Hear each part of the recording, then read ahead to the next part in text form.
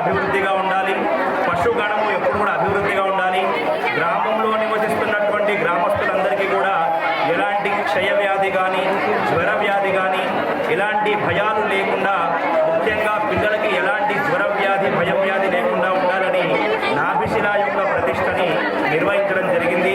కదంబాపూర్ గ్రామంలో 1వ తారీఖు నుంచి 3 తారీఖు వరకు మహాలక్ష్మి భూలక్ష్మి బొడ్రాయి కార్యక్రమం జరపడం జరిగింది. ఈ కార్యక్రమం మా ఊరికి మంచి జరగాలని, మంచి వానలు పడాలని, పంటలు మంచిగా పండాలని, అందరూ ఆరోగ్యంగా ఉండాలని జరిపించడం జరిగింది. మొదలు బాపురావుపేట అప్పుడెప్పుడో ఇది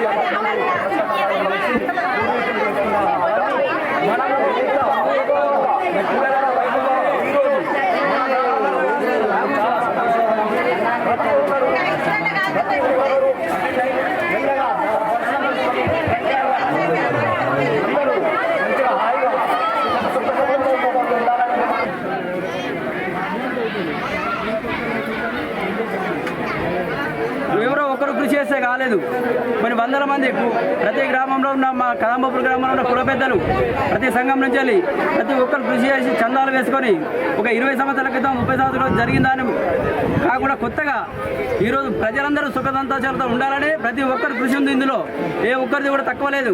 పాలకవర్గం కానీ కుల పెద్దలు కానీ ట్రాక్టర్ సంఘం కానీ ప్రతి ఒక్క కుల పెద్దలకు సంబంధించి అందరూ ఉన్నారు. ఈ ఒక ఏమైనా లోటుపాట్లు ఉంటే తక్కువగా అనుకోకుండా అందరూ కూడా గొప్ప వాళ్ళే. ఒక కార్యక్రమం నడవాలి అంటే ప్రతి ఒక్కరు కృషి ఉంటుంది.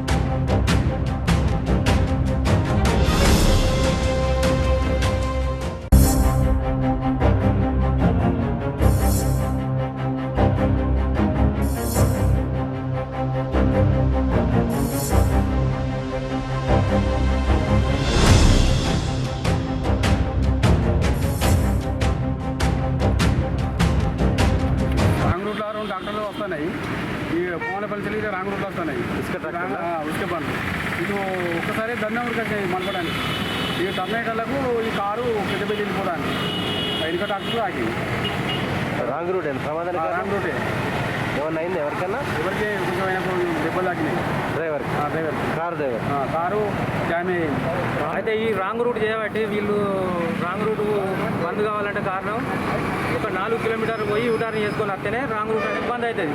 కానీ దాని గురించి ఎవరు పోతలేదు. ఈ 4-5 కిలోమీటర్ ఉన్నది కాబట్టి అందుకే ఈ రాంగ్ రూట్ కిలోమీటర్ కూడా లేదు.